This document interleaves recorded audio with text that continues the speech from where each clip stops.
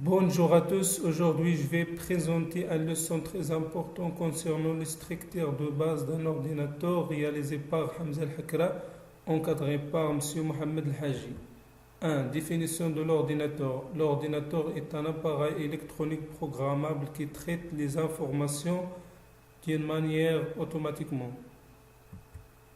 2. Schéma fonctionnel d'un ordinateur. Ce schéma tout simplement fait une simplification de le rôle d'unité centrale qui fait jouer avec les différentes périphériques. 3. Unité centrale. L'unité centrale est un boîtier métallique contenant les éléments internes de l'ordinateur. Le microprocesseur, c'est le cerveau de l'ordinateur qui exécute les opérations de traitement de l'information. Il se caractérise par son type AMD, Intel Pentium 4, Intel Core Duo, Intel Core i7 et sa fréquence de GHz 2,6 GHz 3, GHz. La carte mémoire, c'est la mémoire qui conserve les informations pendant les traitements.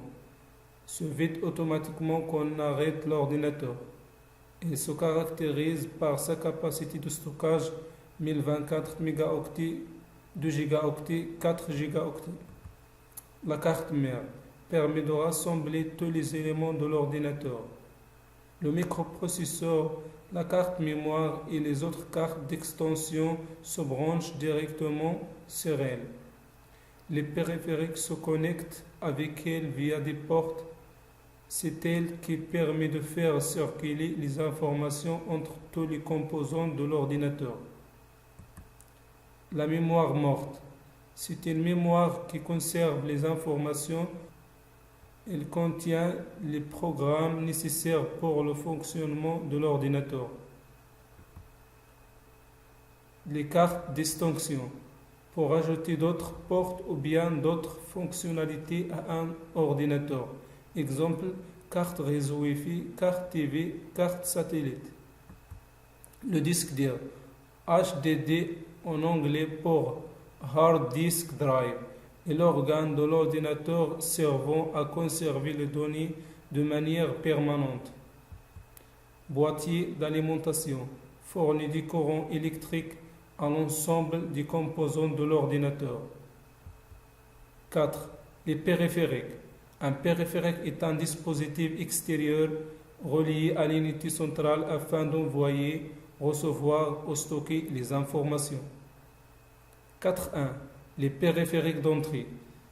Ces périphériques permettent d'envoyer les informations à l'unité centrale.